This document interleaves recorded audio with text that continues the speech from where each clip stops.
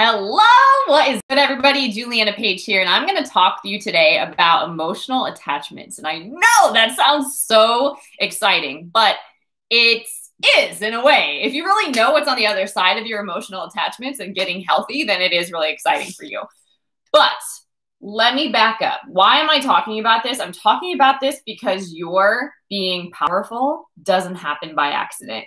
And a lot of times we think that power is control. We think that it's manipulation. We think that it is dominance, but that is not what power is. Power actually is security, it's stability, it's consistency, it's character, it's wholeness, okay? And being a whole person. Not a perfect person, but an excellent person, right? And you demonstrate that in what you do and not what you say. So I want to highlight some things. It requires an immense amount of inner work in order to have the life, the relationships, the fulfillment that you're after. That, again, does not happen by accident. So what blocks that? Sometimes it's broken systems. And sometimes we come into the world in brokenness. There's a lot of broken systems that we have to navigate through before we can even build something new. But unless you do that work, you're not going to build anything new. So what are broken systems? To give you some examples. Number one could be mindsets. It could be limiting beliefs that you have. It could be beliefs that you attach to and that you keep rethinking and ruminating on that are not healthy for you at all. They're not productive in any kind of way. It could be secrets, and why secrets are broken is because there's no intimacy. There is no intimacy with secrets, and God cannot bless what you fake. That's true for everybody.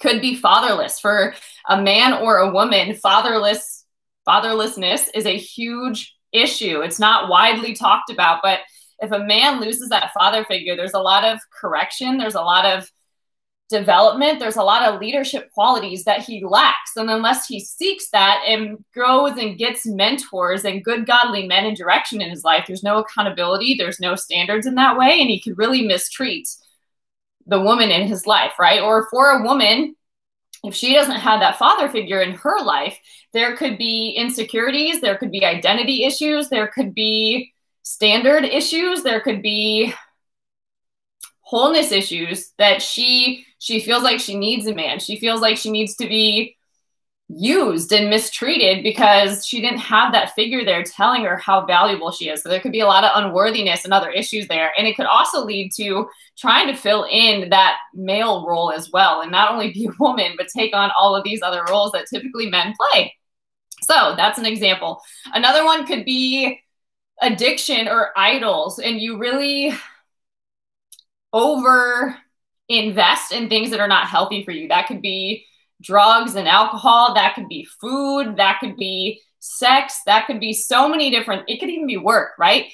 Sometimes it's socially acceptable and we can get away with it. However, it is an idol, right? Anything that we're putting before God is an idol. Let's be real. So we get out of balance because we're operating in a way that we're not designed to. So these are examples of broken systems, but I'm going to speak to the broken system of emotional attachments. A lot of times we don't talk about emotions. I actually have a couple of great books that I am reading. I'm always learning. This is a great one, Working with Emotional Intelligence. This is another great one, EQ. So another emotional intelligence book. So an example, read, study, get mentors, get exposed to new information so that you can apply it in your life, that all of that broken stuff can stop with you and you can create a new path and a new legacy in your life. That's an example.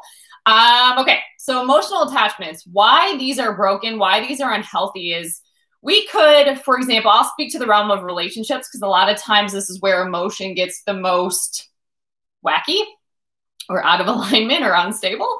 So emotional attachments, basically what can happen is we could sever a friendship, we could sever a relationship, we could move on from even like a church family or a job, but we could still be emotionally connected or attached to that former place. And what that means is we keep repeating and revisiting in our soul, our mind, our will, and our emotion, what happened in the past. And so we can never move on. And what you focus on grows. So you'll actually go back to your past in a lot of ways, or you could get a new job, a new relationship, a new church, whatever, but you're going to repeat patterns because that is what you keep reinforcing to your soul. So that can become really unhealthy and really dysfunctional really quick. So let's talk about this. Sometimes, not always, but sometimes healing is connected to pain. Very similar if you have ever had a broken bone or a bone out of joint, it is incredibly painful to shift that bone back into position. Incredibly painful. However, you know that you're not going to get alignment, you're not going to get full use if you don't do that, right? So sometimes you have to understand, in order to get back to alignment and back to proper functioning and healthy functioning, you've got to go through that healing process. So what else does that mean? That means that sometimes your heart has to break, particularly with emotions, so that your soul, your mind, your will, and your emotions can heal. All right?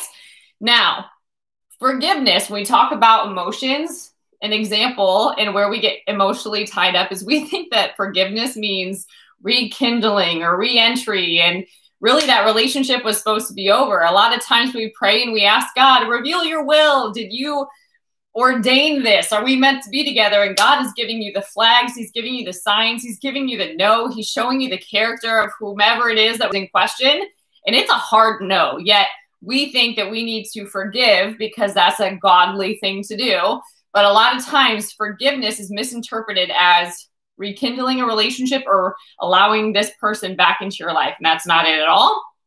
Also, emotional wounds block logic. So what does that mean? That means that whenever you're too emotional, you're not thinking with common sense. You're not thinking with wisdom. You're not thinking with discernment. So you're not acting and behaving properly then either. So let's talk about this. To really break free from unhealthy emotional attachments, number one, you have to understand that a detox is necessary. After any sort of break, that is painful. That is painful because that person had an influence and an impact in your life. It mattered. You could have really even loved this person. So you have to understand that a detox is necessary. You've got to heal your mind and renew your mind. We renew our mind by being transformed by reading the word of God and flushing our system with the water of the word, right? Or understand that your emotions have been living in like fight or flight mode, or even an addiction cycle where it's like, I'm going to see this person, we're going to have a good time, then there's a fight, and then we have to like rekindle, and then we go back. It's an addiction cycle. And sometimes you've got to train your soul to be at peace and to stop living in chaos and dysfunction as a normal, because it's not normal. Okay. So understand the necessity of a detox to heal your soul, okay? 2, don't revisit the past. All you're doing in revisiting the past is reopening a wound that is trying to heal. And you know how painful that can be, right? But we don't protect our hearts like we do other things. It's really interesting how that happens. But this might require severing social media contact, consecrating yourself, isolating yourself to some degree so that you don't have exposure to the things that you are really trying to stop revisiting. Make it easy for yourself to stop doing that because you know there's no going back. So don't fool yourself. Don't lie to yourself. Don't treat yourself with disrespect and dishonor in a lot of ways. And then lastly, be about your purpose. Be purpose. There we go. Be purpose driven. So to cure loneliness is not actually with company. It's with calling. And I know that sounds so crazy, but you can be alone and incredibly whole and fulfilled. You can be lonely, right? But you can't really be lonely and about your purpose at the same time. Okay. And it's a strange thing that happens when you're busy about your purpose and God's business. He takes care of your business and he will connect you to the right people. But you've got to be about your purpose, right? So who did God put you on the earth to be? What has he uniquely qualified you and equipped you to do? Get busy about that because that's something that no other human that you're even connected to can do for you, right? And it's a time to really connect to that because when you're connected to purpose, you actually understand who can connect with you, okay? So I hope this message blessed you. I know this is deep stuff, but it's really important to understand why this inner work is so necessary. A lot of times we focus on the outer work. We focus on our body goals. We focus on our relationship goals. We focus on our bank account goals. We focus all on the exteriors, but it's really your inner work that's going to shift that outer work. So to level up your inner game, you've got to take a look at what the broken systems are in your life, and you've got to decide that it stops with you. You're going to be the one that's going to get new knowledge, that's going to apply new knowledge, because new knowledge without application is absolutely just a waste. Honestly, you're going to surround yourself with people that can keep you accountable. You're going to surround yourself with mentors and put a covering over your life so that you just don't get out of alignment. We're all susceptible to that. However, if you put the right structures and systems in place, you have a really great opportunity to build something meaningful, starting with yourself. All right, so if this blessed you, make sure that you tune in to Spirit-Filled Real Talk every Saturday on the Apple Podcast app or on Spotify. It's Spirit-Filled Real Talk with Juliana. You can also visit julianapage.com. There's a bunch of great resources over there. And you can follow me on Instagram at Miss Juliana Page. All right, guys, until next time, stay blessed. Bye.